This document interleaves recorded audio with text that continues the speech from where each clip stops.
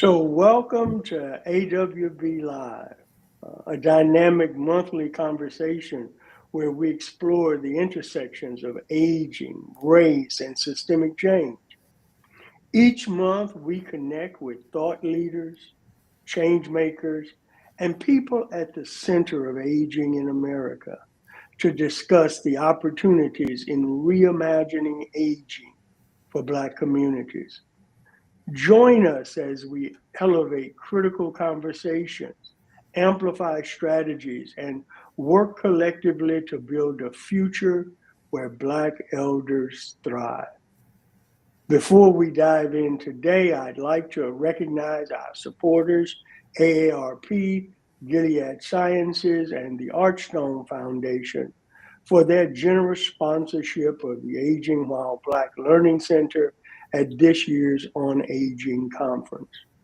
Their support will enable us to highlight the unique perspectives and experiences of Black elders through more than 15 hours of tailored content.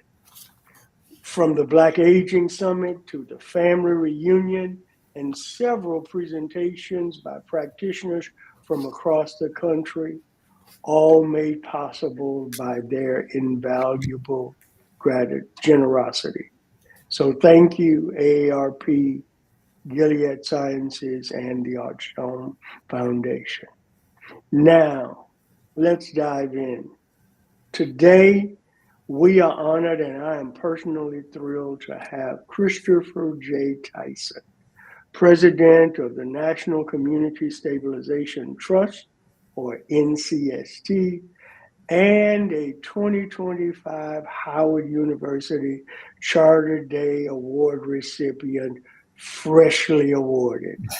Uh, Under his leadership, NCST is advancing affordable home ownership, stabilizing neighborhoods, and promoting racial equity nationwide. A former law professor and an urban development leader, Chris has dedicated his career to community transformation. In this conversation, we'll explore housing challenges for Black elders and NCST's impact in this space and the vital role of HBCUs in reimagining aging while Black. Chris Tyson, welcome to awB Live. Thank you for having me. I'm excited to have the discussion. This is such an important platform, as I've shared with you privately since you first shared this idea with me. And kudos to you and congratulations for the success that Aging While Black is having. It is a necessary and urgent conversation for us to be having. So. Well, thank you, my friend. Unfortunately, when we started, I didn't know just how urgent it would truly become in America. And so, Chris, we have a standard starting point here at Aging While Black, where we invite, some would say challenge, our guests to introduce themselves to the Aging While Black community in 25 words or less. Yeah, I was supposed to like rehearse this, that I had some concepts, but so you just, when you hear 25, the 25th word, you just cut my mic, whatever you need to do. Um, All right. I am somebody, since you did the formal introduction, I'll do something more than that. I am somebody who, I love cities. I love spaces, and I am concerned about inequality. And so those things, the love of the built environment and how it shapes community and society, and the stratification within our society across all manner of difference, particularly race. Is deeply concerning to me. I see those things as connected, and so I've strived to live my career in service of bridging those connections in ways that produce more equitable and humane outcomes in the places that we live. So you join Chris, about 75% of our guests in being incapable of doing it in 25 words or less. I didn't interrupt you though, It because felt like what you would 25 words. share, you the concepts were so rich in all seriousness. Um, that I think that I know that it's important for our community and those who will watch to hear, because so many of us go through life never making those connections and understanding the very real implications that exist between space and quality of life and race and stratification and all of these other very important concepts that you outline. And so, Chris, you described richly, kind of at your core, and I talked about in very broad strokes the professional journey. I mean, professional roles that you occupy. How would you describe your journey to where you are now? Professionally, professional journey. The best way that I can describe it, because mine is a path that at any given point in the path, if you ask me what I'm going to do next, I'm the least reliable person to tell you what's going to happen. The person you should trust the least. But what I have tried to do, and it's very simple to kind of just borrow from the Janet Jackson.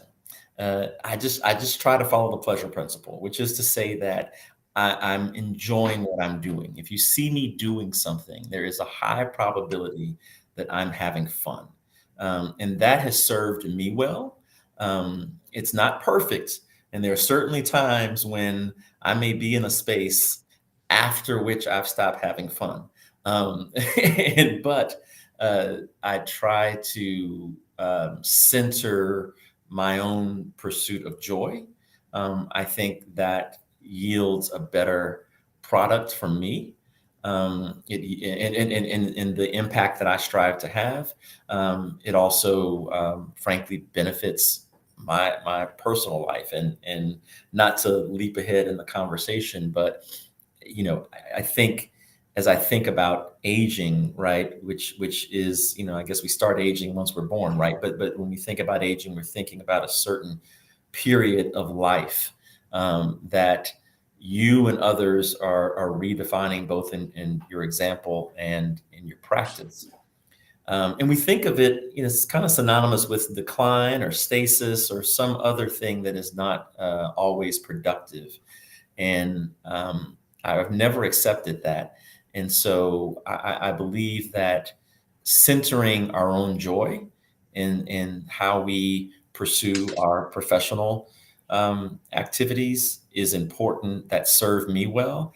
And it has led to all types of um, activities and engagements that I never saw on the horizon, but because I was happy doing what I was doing, other things that could make me happy were revealed to me, or at least I was in a space to be able to see them.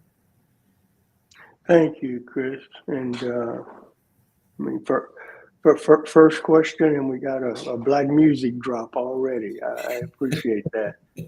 I do. So the kind, and you mentioned aging, and certainly the work that we seek to lift up is about aging, but there is this nuance to it, this reality of being black in America while going through this process of aging. So what does the concept aging while black bring to mind for you? So, with both blackness and the black experience and aging, um, one of the things that leaps to mind is the notion of cumulative impacts, right? that things are building up over time and they compound each other, right? And in the Black experience, we know well the impact of cumulative disadvantage, right? Being locked out of opportunity, being marginalized, and that's not something that just happens in the moment, right? It can compound generation to generation, and gaps that exist because of it, they don't naturally close, right? They widen because of the compounding nature of of of what's happening. Similarly, when we get to a point in life where our bodies and the time that we've spent on this earth begin to show that wear relative to the life cycle, we are also dealing with the compounding effects of things, the environments that we've lived in, the economic structures that have impacted our lives and opportunity or lack thereof. Um, what has happened to our bodies and how that is going to impact our health profile, which then impacts our financial profile and our quality of life.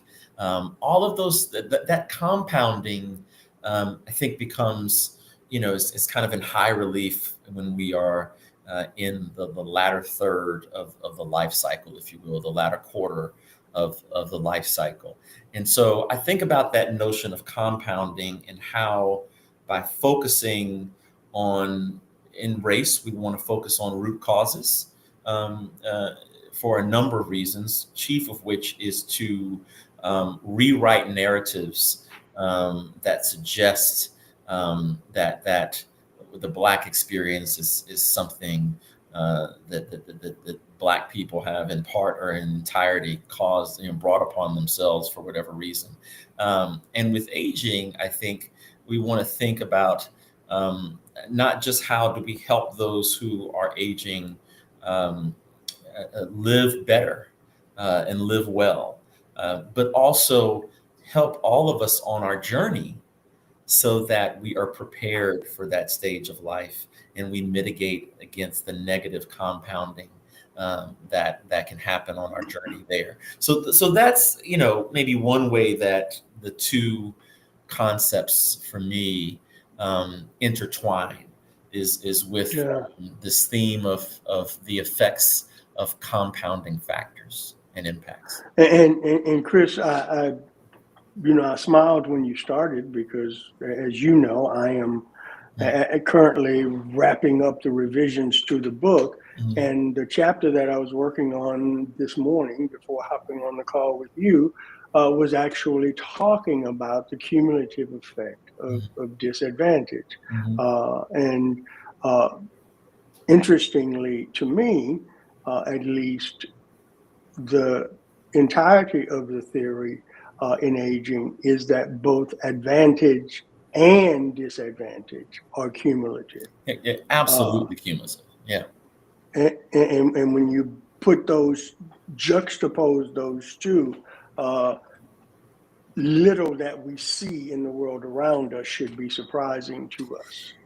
And they accumulate in ways that are starkly obvious, in ways that we don't appreciate. The stress that our bodies are under, and how that seeps into our relationships, particularly our relationships with children and others who depend on us, who inherit that stress and the modes of living in cycles of deprivation and scarcity, which defines too much of Black life still to this day, and has always defined Black life, is something that I think we don't always recognize all of the many impacts that are cumulative. And by the time we get into, again, this latter the latter chapters of life, how those impacts have accumulated in our bodies, right? And prepared us or ill prepared us to handle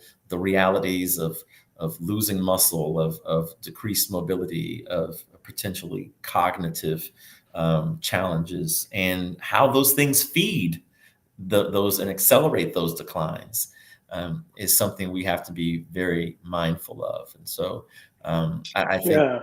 cumulative effect is a theme that should be centered in this discussion.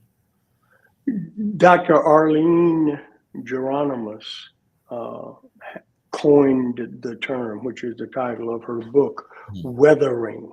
Yeah. Uh, and she writes, I mean, just with great brilliance on the realities of the impact of the environments, the lived environment, the experiential environments of people and the impact on them. Uh, so let's talk housing Mm. for a minute. Housing stability, as you are well aware, is a critical issue for Black elders, Mm. especially as they navigate rising costs, displacement, home ownership challenges. And so, how do you see the important organization that you lead, uh, NCST, showing up in this space? And what are some of the most pressing gaps that need to be addressed? So NCST has always, since our inception, focused on advancing affordable homeownership as a way to stabilize neighborhoods and close wealth gaps. And we continue to do that through transactional work. We've recently become a CDFI, Community Development Financial Institution. So we've been, Congratulations. thank you. Congratulations. And so we've been doing some lending activity, particularly to support emerging developers who are doing single family rehabilitation work, creating affordable homes for purchase. And we also do a lot of federal policy advocacy, working with federal partners in the legislative, administrative, and regulatory areas on policy innovation and reform around homeownership. So I've said a lot, right? Um, but let's kind of distill that into how I think it shows up or should show up in this conversation, and that is to think that housing is at the center of everything, and particularly when we are moving into a phase of life where we may no longer be working. We may have either rented or owned our homes for a period of time, and the equity that may be built up, particularly through home ownership, may be a resource we are depending upon to support our aging. As we're thinking about the types of places we're living in and that they are well suited to our lifestyle and our capabilities, diminished as they may be. If I'm living in a home that has stairs, that is a huge risk for someone with mobility challenges and declining mobility, a declining mobility trajectory. So, I think about housing in so many ways with aging, and also that cumulative dynamic is also present. We know that Black folks in particular have faced a number of challenges, particularly with home ownership. Right, our homes often exist in neighborhoods that do not appreciate the same as our white counterparts. In some cases, they depreciate over time, meaning that value is rising slower than inflation. We know that homes in majority Black neighborhoods are often overassessed and underappraised, which impacts the equity that we are looking to build up through home ownership, the wealth creation that we then rely on for a number of things, including supporting our lives once we stop working. We know that the estate planning issues with housing often imperil the transfer of wealth intergenerationally due to heirs property issues. What happens when property transfers once a decedent passes to heirs who are then owning property in co-ownership and may not ever put themselves into what we call legal possession. And that can imperil the wealth that is in that property. And there's a long history of the negative impacts of heirs property on Black home ownership, and that is a key issue with Black aging and elders that we certainly need more attention to. The neighborhoods that Black property tends to be clustered in are often under-resourced neighborhoods, which means our elders are more exposed to a host of risks: environmental, social, um, uh, a risk of under representation by local government, and attention that's not given.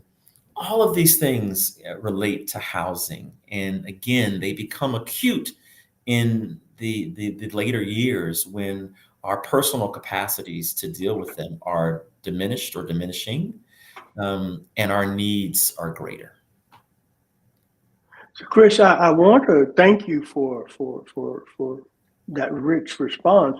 I want to go back for just a bit and call out part of what you mentioned, because again, interestingly enough, I was in a conversation with this wonderful person, Dr. Marilyn Hubbard in Detroit, who is doing some really powerful work with congregations around caregiving. And she is now equipping folks around advanced care planning, particularly as it relates to the transfer of property.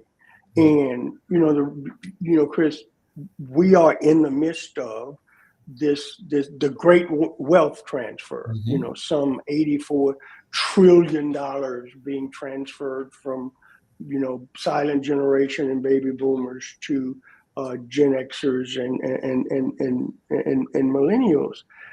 But when it comes to Black aging, so much of the wealth broadly described is in homes, Sent home. Mhm. and it's in home ownership. And when that ownership is not being passed down so that there is, I think the words you used, legal ownership, uh, then the effect on the overall wealth held by Black people in this country is severely impacted. Would you Mhm. would you agree? Absolutely. And there's so much to unpack with home ownership and aging.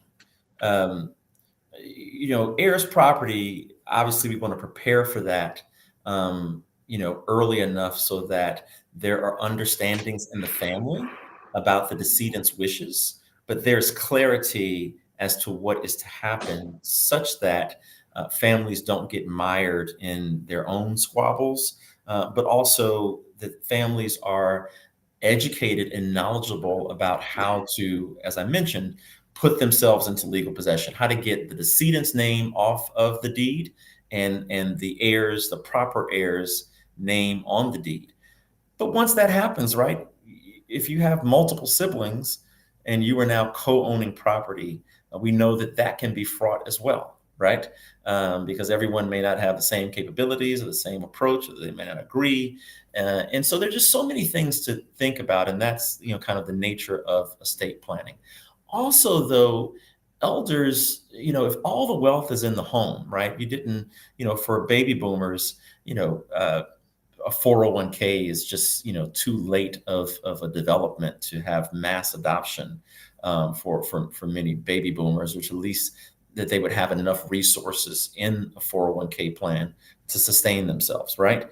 And what we're finding with Gen X is that, and I turned 50 this year. I'm quintessential Gen X. We're under invested in 401ks, right? And we don't have pensions, as the baby boomers largely did. And you'll have Social Security. And so you start thinking about what are the trajectories, of the generations coming into retirement. I think the first baby boomers, the first Gen Xers, I believe, 1965, are Turn about to, 60. yeah, they're turning 60. So, Yes. you think Gen X, you think Ferris Bueller's Day Off, and to me that seems not that long ago, but they're turning 60. So, this is an aging cohort that we're going to be concerned about. How do they exist? Housing. So, how do you get the equity out of housing? You're either going to sell it in many markets. You take those proceeds, you still got to find housing. You likely won't be able to afford the new housing that exists. If you stay in the home, how do you liquidate the equity to survive, assuming you need to do that? Reverse mortgages are one way that people do that. And so we have to, be concerned about elders making those decisions in ways that don't imperil the family home, but allow them to get resources. So there are all of these things around the home that come into play as we think about what happens when we stop working, and when we start, into that retirement phase of life. To say nothing of, is the home suitable? Many of our elders are living in homes that are rife with deferred maintenance. And so they are living in compromised spaces, unhealthy spaces, when their health is especially vulnerable, and their needs for care are greater. Um, Loneliness. Are you in there? Is there someone else who's able to help care for you that can also be a companion in those years of life? So many things that are happening in our homes. So Chris, part of when we talk about the conditions of homes, and there are a number of contributing factors, uh, but in some instances, what we see is the legacy of housing discrimination, Mhm. redlining, predatory lending, and disinvestment as examples. And they continue to shape housing outcomes and experiences for Black elders today. What do you think are some of the systemic changes to reverse these trends? And how can organizations like the important one you lead play a role in advocating for housing justice? So I think there are a number of, of solutions, that I don't want to turn this into a distillation of all of those, because we don't have enough time.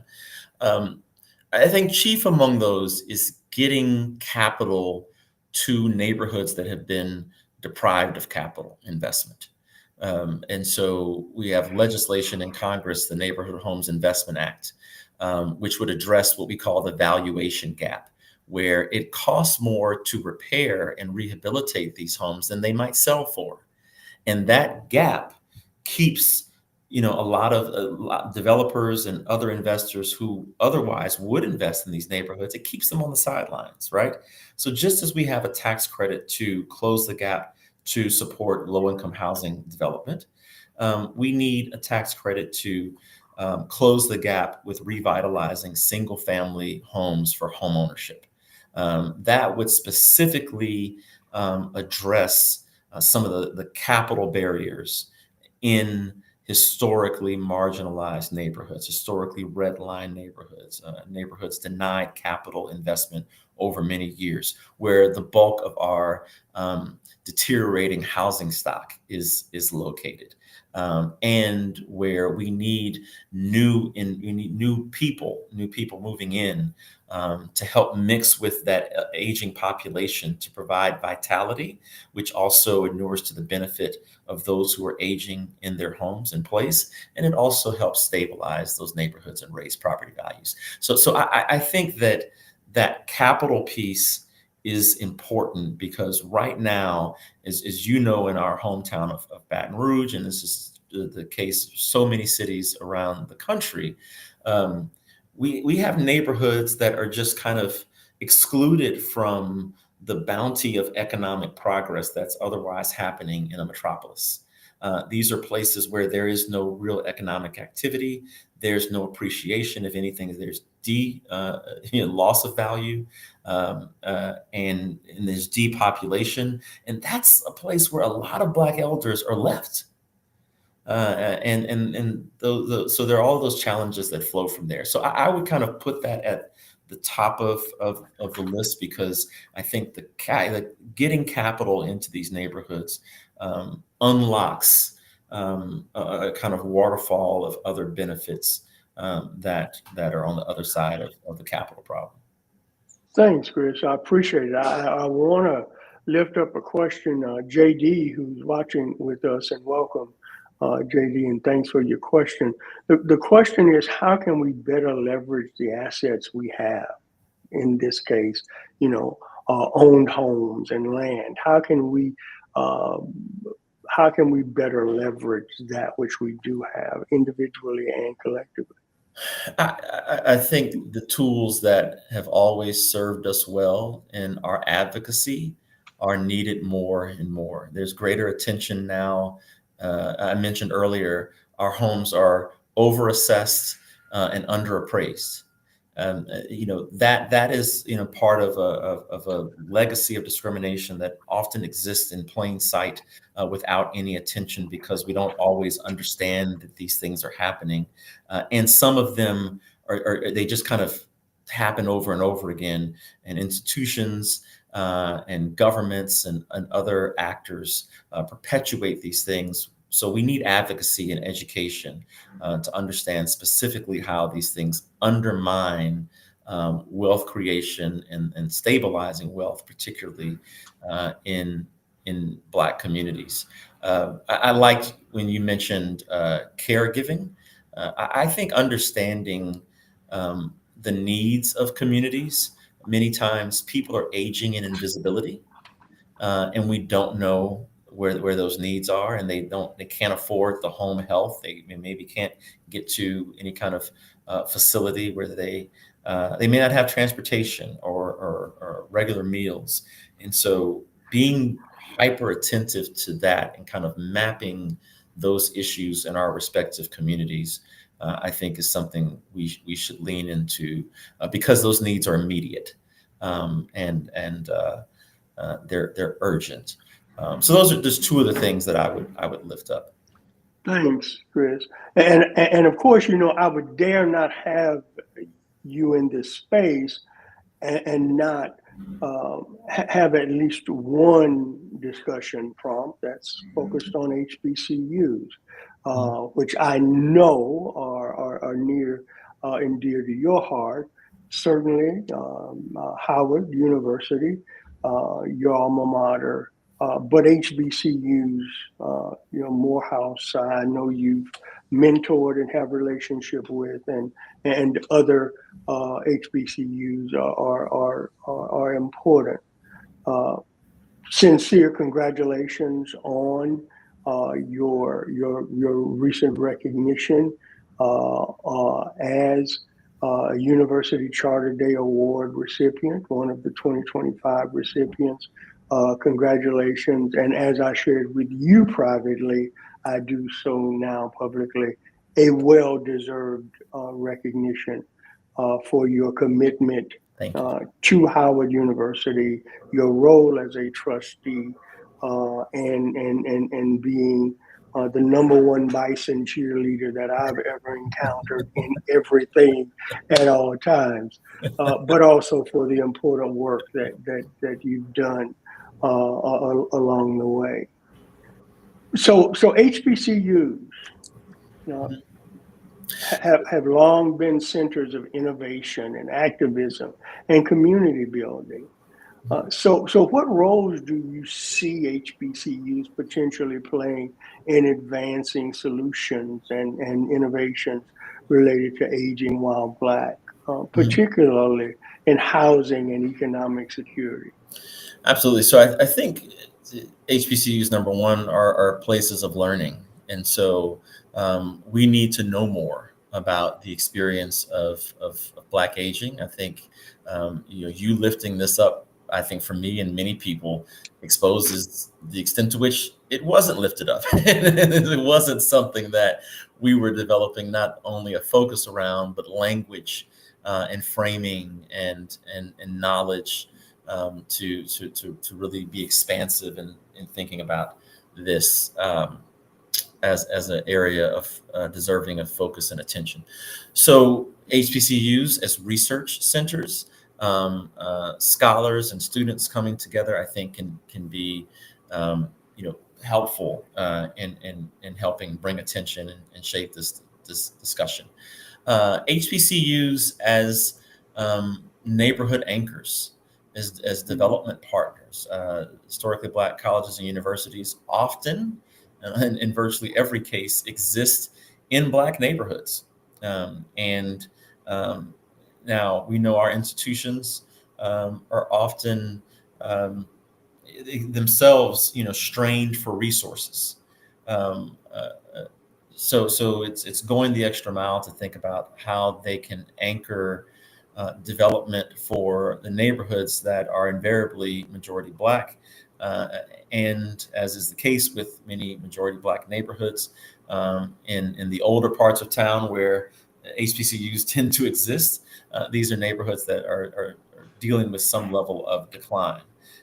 And there is an opportunity to bring capital and resources that a large institution can help, foster, if they are positioned and equipped to do so.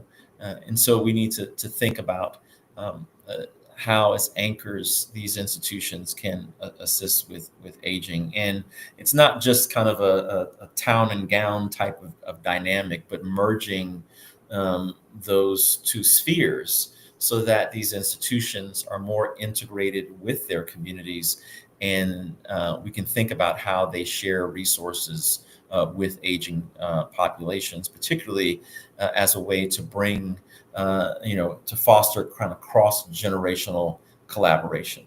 And we know that those of us, those our elders are often doing so in isolation. They're often doing so without people regularly checking up on them, and that having regular engagement, particularly with young folks, is a mutual benefit, right? It's connecting the generations. It's giving those young people access to knowledge and history and wisdom. It's giving the elders access to vitality and youth, and they're feeding each other. And so I think we should be thoughtful about seeing our HBCUs as hubs of that kind of activity, which can directly impact our elders. Thank you. All wonderful ideas.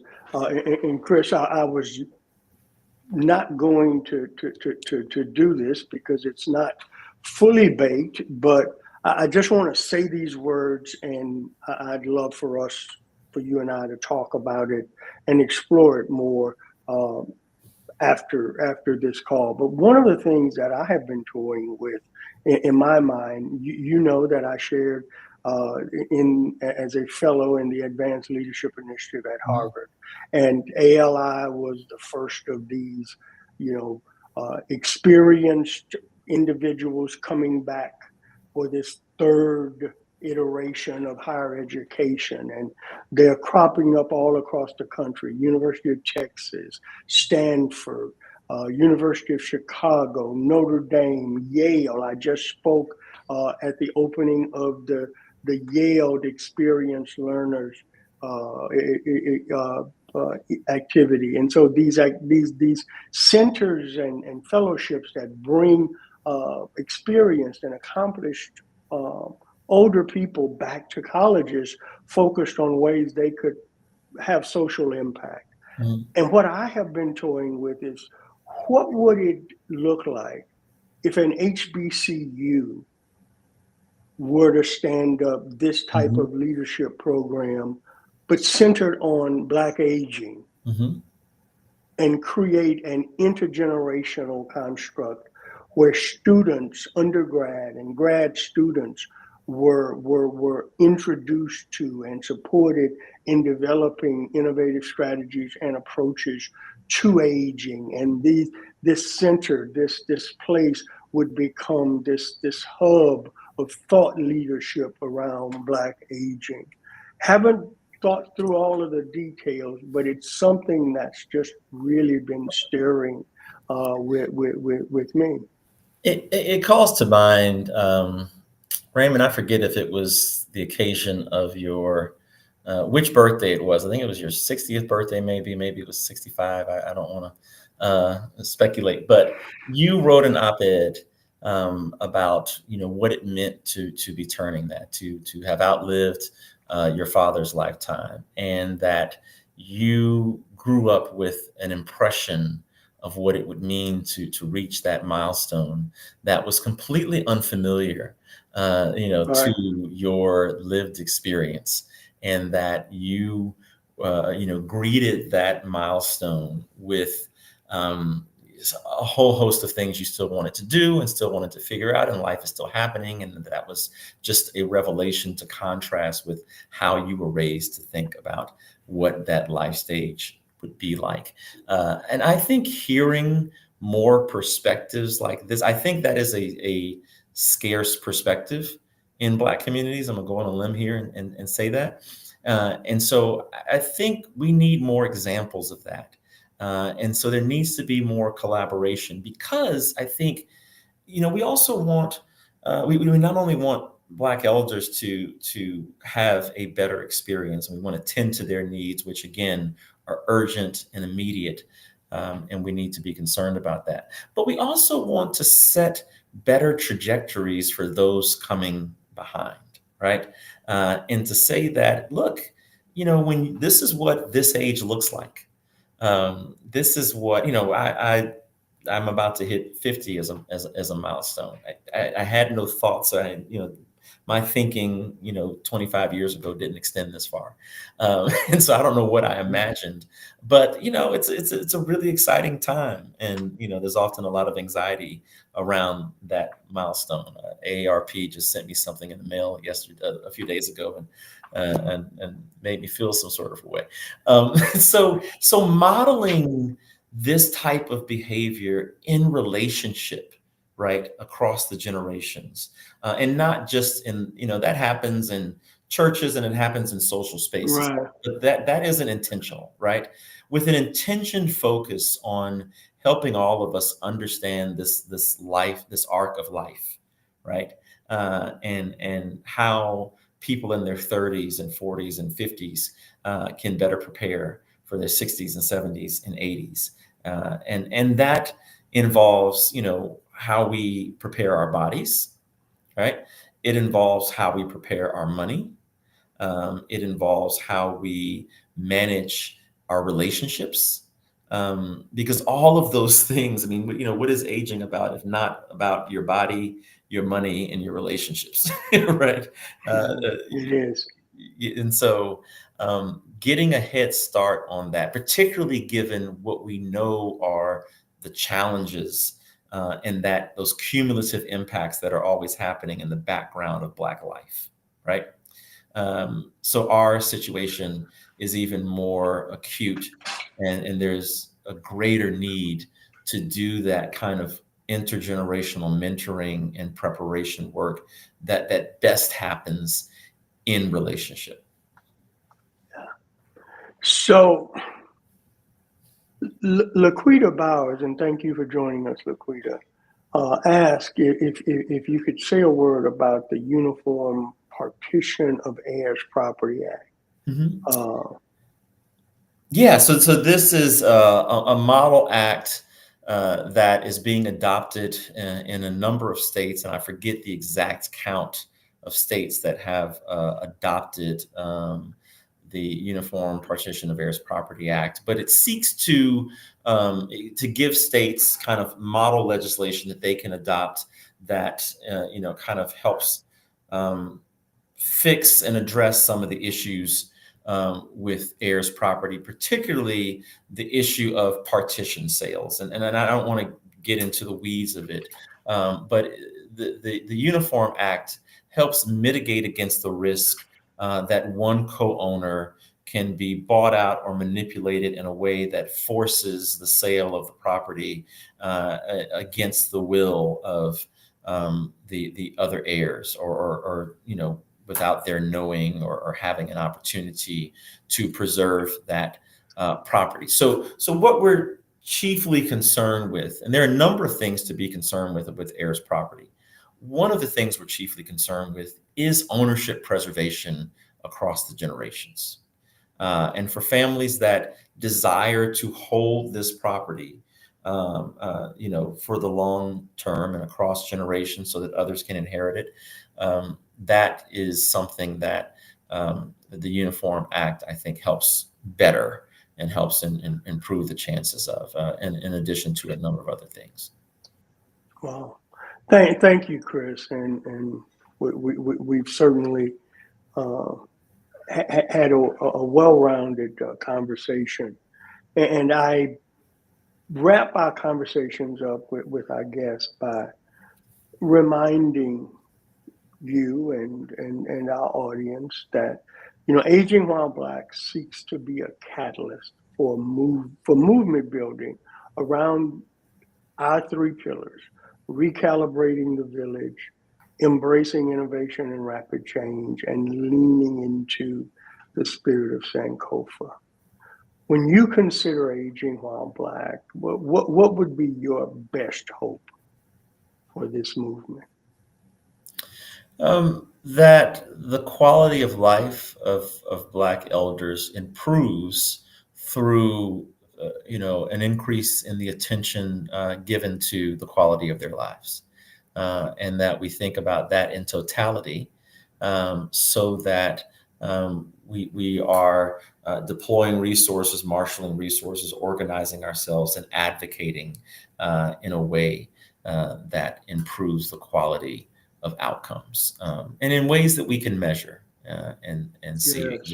I mentioned those, the experience of Black aging, I think, is often happening in invisibility or in marginalized spaces, and we need to look after folks, and ensure not just looking after people, but ensure that those of us coming up are ordering our lives and making decisions with that next phase in mind, right? So it's that we don't just want to triage what's happening when people arrive in a vulnerable state as an elder, right? That's important. We have to do that, but we don't want a trail of people coming in that we have to triage, right? So we have to Yes. make sure that we're raising awareness and consciousness about how to age in ways that extend our health span, and extend the quality of joy that we're able to experience in this life. Christopher Jordan Tyson, thank you so much. It is always a joy to share with you, and I'm glad that we got to do it on this platform. So thank you for your time and being so generous with your wisdom and your experiences. This is amazing work. Congratulations to you again, and thanks for welcoming me to the platform. Thank you. And so, dear friend, that wraps up this edition of awB Live. Remember, we're here first Wednesday of each month, 1 o'clock Eastern, 12 o'clock Central, 11 o'clock Mountain, 10 o'clock Pacific Standard Time. We'd like to once again thank the awB Learning Center sponsors, AARP, Gilead Sciences, and the Archstone Foundation. And thank you for joining us in this important conversation on reimagining aging in Black communities. The work doesn't stop here. Let's continue to challenge systems, elevate solutions, and ensure that Black elders are seen, valued, and supported. Be sure to subscribe, share, and find this conversation and more on the Aging While Black YouTube channel. You can always connect with us at agingwhileblack.co.co. Stay engaged and be a part of this movement. Until next time, take care and keep the conversation going.